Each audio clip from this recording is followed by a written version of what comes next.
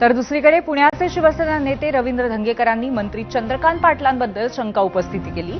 घायवळचा मित्र समीर पाटील हा दादा पाटलांचा कार्यकर्ता आहे असं धंगेकरांचं म्हणणं आहे। अर्थातच समीर पाटलांनी लगेचच हे आरोप फेटाळले। आपण निलेशला ओळखतो मात्र त्याच्याशी मैत्री नाही असं समीर यांचं स्पष्टीकरण आहे। तो समीर पाटील पहिला मौका त्याला झालेला आहे सांगितलं आणि 20 वर्षापूर्वी तो पुण्यात आल्यानंतर पुण्याच्या गुन्हेगार 100 कोटीचा मालक झाला। म्हणलं अजून मी माहिती की आता 100 कोटीचा मालक कसा झाला। मला परत उत्सुकता वाटली की एवढा चांगला माणूस कसा काय झाला।